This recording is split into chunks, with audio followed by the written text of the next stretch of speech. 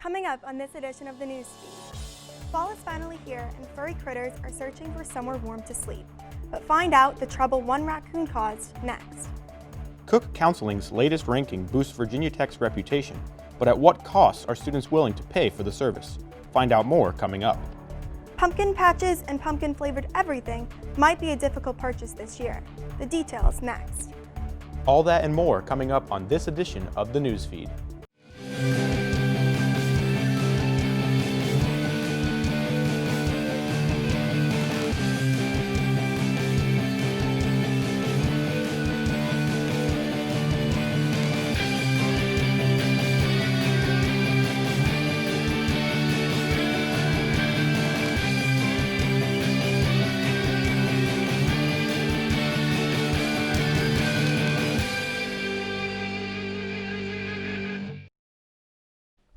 Hello, and thanks for joining us for this edition of the Newsfeed. I'm Kelly O'Regan. And I'm Grant Atkinson. The Marvel Universe isn't the only place where raccoons cause problems. Newsfeed reporter Cameron Wills has the story. Early morning hours on September 25th, buildings on Virginia Tech campus and in the town of Blacksburg experienced a power outage. The cause is believed to be a raccoon that made its unfortunate way into a transformer. Assistant Vice President of University Relations Mark Augsarski, who has dealt with announcing similar incidents in the past, had this to say. Yeah, it is not uncommon where an animal could climb up a utility pole where transformers or major hubs are connected. And if they chew on the wrong wire or do something like that, that can happen. And so that is a consequence of living in a rural community with a lot of wildlife in the area. One building that has had recurring issues has been our very own Moss Arts Center, where we host and record the Newsfeed. I know that there was some hardware that was damaged in the school communication, like engineering room for the TV studio. I think there was a uninterrupted power supply or two. May have actually kind of got fried, so they must have taken the brunt of a surge. Since the 25th, our production system has been dealing with numerous setbacks that have been dealt with by our staff engineer, Paul Spaulding. If you are having any electrical issues, please inform VT Repair, your electricity provider, or possibly Animal Control. Reporting for the Newsfeed, I'm Cameron Wills. Even though technology is at its peak, it does not mean things will always go smoothly. Virginia Tech, like many other schools, has decided to go mostly online for classes this semester. For undergraduates, only 6% of courses are face-to-face, while the rest are hybrid or fully online. Instead of meeting in classrooms, students and teachers are meeting on the Zoom platform. This decision was made to lessen the amount of students that would be on campus during the pandemic. Online classes can put a strain on internet connection, which can sometimes make it unreliable. Classes that I have that require our webcams to be on, I've found that in those classes, I have to have it on, but my internet is so spotty, sometimes it'll go off and my professors will get mad at me and start calling me out in front of the class. I'm like, it's not my fault. I can't do anything. Virginia Tech continues to update their news site with any important information. However, no outline plan for the spring semester has been released yet. The Virginia Tech spring semester is currently under review as faculty decide the best method of instruction considering the obstacle of coronavirus. Many universities decided to switch all of their classes online during the COVID-19 pandemic. While most classes at Virginia Tech are completely online, some classes still meet in person due to the importance of hands-on instruction. The switch to online classes has created different challenges for students and professors. Instructor Zach Soder explains what problems he faces. All of a sudden, I might get an email from a student that says they can't meet, and now we've got to work out, how they can get the Zoom link, how they can get on. Or maybe they're in quarantine for X amount of days or in isolation, and now I have to make sure that they're caught up on the material, that they're not behind. So that requires a whole lot more work. I'm sending a lot of emails these days. The spring semester will look similar to this one, with only some classes meeting in person and a majority online. Virginia Tech has implemented new plans such as random testing and more isolation dorm rooms. As University Tim Sands said in September, once we're in, we're committed. The pandemic has had its effect on Virginia Tech student groups and clubs by preventing large group gatherings and events. In response, these organizations have gotten creative with what they host. But is it working? The Newsfeed's Heather Trowbridge has the story. The Virginia Tech drill field, once a hotspot for social events and activities, has become a shell of what it once was. COVID-19 put a stop to major events in the spring that would have taken place here and forced clubs to adopt Zoom as their main point of contact with their members and hosting events. While some clubs and organizations have begun to move back to in-person meetings, limited room capacity and availability coupled with social distancing guidelines makes it harder for large organizations to meet anywhere but virtually. This switch has made it hard for freshmen to find things that they want to join. With increased time spent on their computers, they are looking for any chance to get out of their dorms and do something different. Sam Schaub has decided not to join certain student groups and chosen other activities like Club Cheer because they offer in-person activities and a chance to meet new people. So yeah, it has kind of definitely affected some things like that. Just because I want to get that experience to be in person with people, and I get that that's hard, but it's still kind of something that I want. Student organization Latin Link has taken a virtual approach but has found ways to keep their members excited to participate. Following social distancing guidelines, the group was able to have a hybrid scavenger hunt on campus by posting clues to their Instagram and having them meet at campus landmarks like Torgerson Bridge or the pylons. Senior John Giron Flores, Latin Link secretary, finds that students were eager to try and make this event. So we decided to try to do that as a way to get some in-person interaction with some of the members that are on campus and whatnot, all following social distance guidelines, masks, and everything, so that we could get to meet some of them face to face. Student organizations are looking for new and exciting ways to keep their members engaged despite challenges they face with COVID-19. Reporting for the newsfeed, I'm Heather Trowbridge. Recent Virginia Tech police alerts have been about sexual assault. Since the start of the semester, Virginia Tech police have issued 5 email alerts about situations that involve sexual assault and forcible fondling. All of these incidents occurred on campus at various residential halls and academic buildings. Email alerts provide general information about sexual assault and resources. Among these resources is a free self-defense course taught by VTPD. Rape Aggression Defense System, or RAD for Women, is a 12-hour course that teaches women self-defense tactics and techniques. When it comes to self-defense, we never really know when something might happen. It may never happen. I certainly hope it doesn't to anybody. But what we teach are really intuitive and very natural skills that can stay with a person for a long time. COVID-19 capacity and social distancing measures have caused some constraints, but VTPD is doing their best to accommodate the demand. To register and learn more about this program, visit their website at police.vt.edu. Virginia Tech's Cook Counseling Center is ranked #1 for best counseling services in the 2021 edition of the Princeton Review's Best 386 Colleges. This category is new to the Princeton Review's rankings, which are determined by 143,000 college students who attend the featured institutions. Due to COVID-19, Cook Counseling Center has moved services to virtual platforms.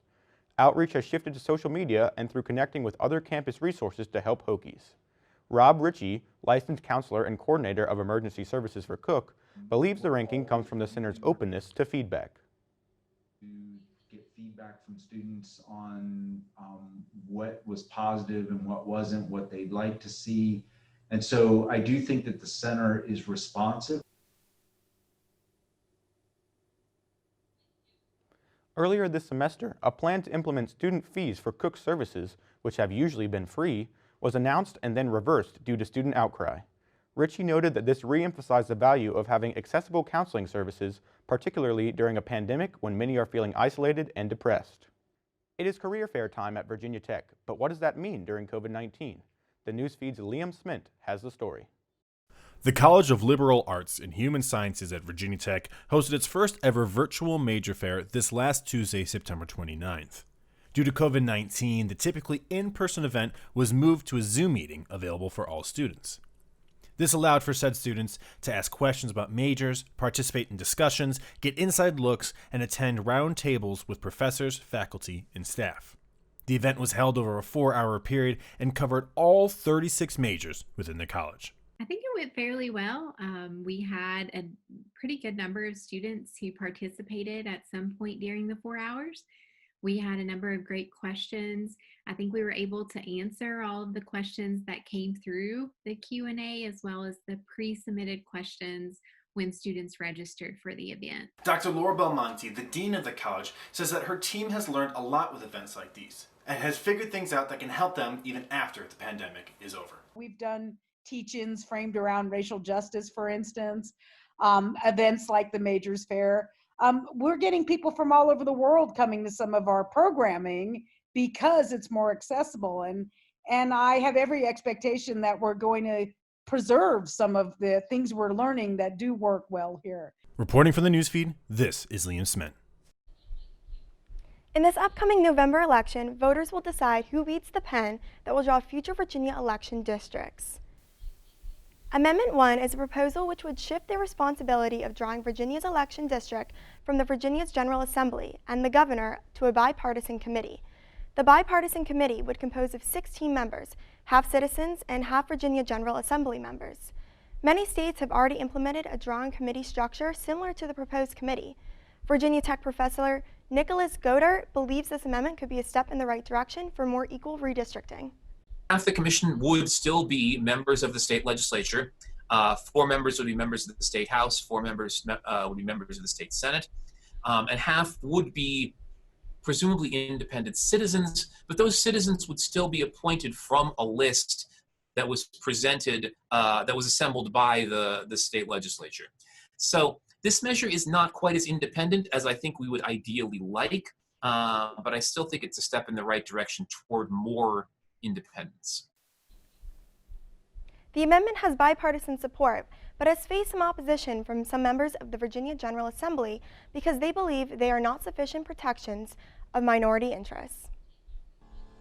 Just ahead on the newsfeed, it's pumpkin season, and with that comes pumpkin patches and pumpkin-flavored everything. Coming up, find out why buying that perfect pumpkin may be an issue. And the Virginia Tech Corps of Cadets is working to complete their drills during a pandemic.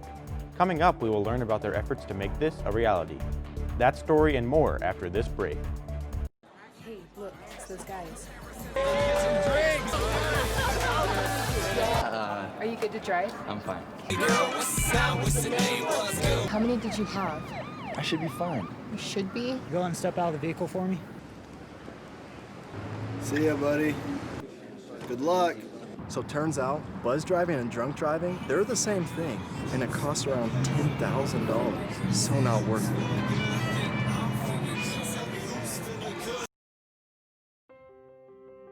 When I first saw a turtle, my heart was full. Now I'm anything but lonely. We have this like deep connection, this heart connection. He just wants to be close to you and part of your life. Every day with Turtle is a perfect day. When I'm holding her, it makes me feel calmer. I think everything he does shows how much he loves us. When we adopt a shelter pet, we discover they're a little bit of a lot of things. But they're all pure love.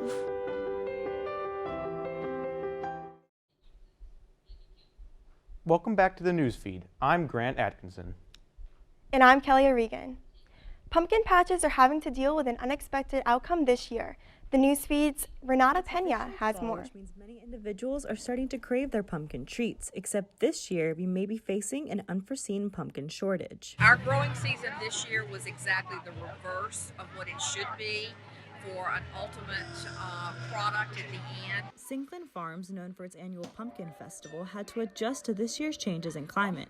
With heavy rainfall in the spring and dry weather in the summer, they had to readjust how they were going to have enough pumpkins for this year's festivities. Pumpkins are really susceptible to fungus.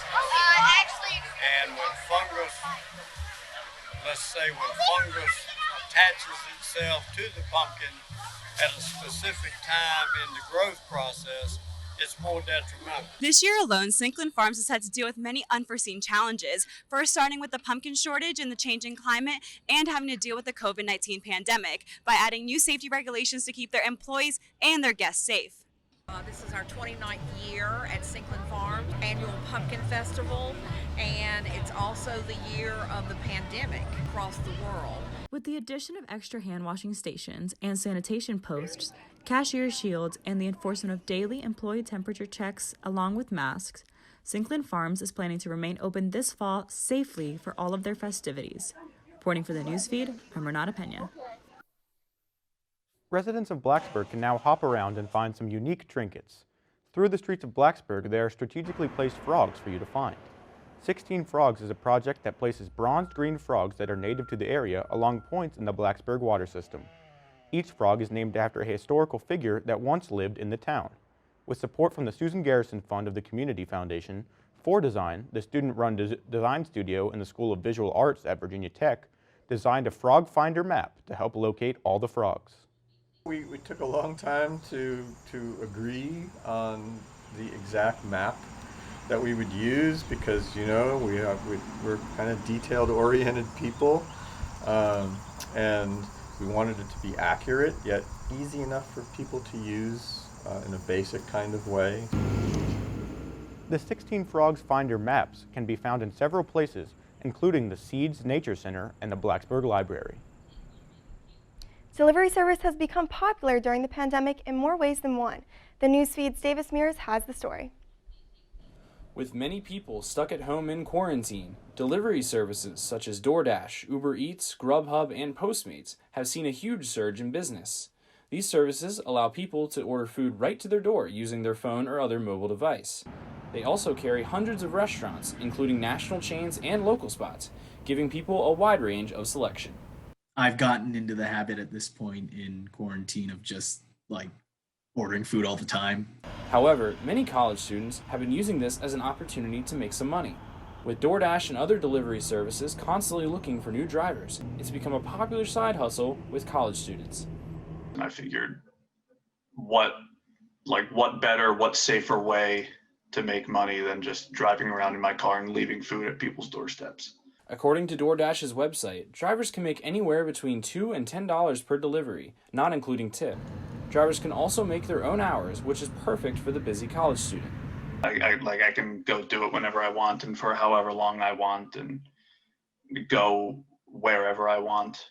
It's a lot of freedom, which is really, really nice. You don't get that with many other jobs. With its convenience, constant promotions, and more restaurants being added every day, it seems like these services aren't going to go anywhere anytime soon. Reporting for the Newsfeed, I'm Davis Mears. You can thank the Virginia Tech Corps of Cadets for the loud sounds on campus last week. This past Friday, the Virginia Tech Corps of Cadets held a parade to honor their alumni, known as the Old Guard. Walking to the commands of their leaders, freshman cadets came from the dorm side of campus, while the upperclassmen came from the academic side to meet on the drill field. Due to COVID-19, the Corps of Cadets had to follow strict social distancing rules and wear masks. Mark Delaval, a senior cadet, shares what changes were made. And then once we go outside, we have to stand like 10 feet apart. The thing they also did is they are reducing the number of people. So unless you're one of those key leaders in a position, you're not going. So the amount of people you'll see out there tomorrow is going to be half, if that. For not having the full number of cadets present, the Corps still managed to have a solid showing, taking up most of the drill field.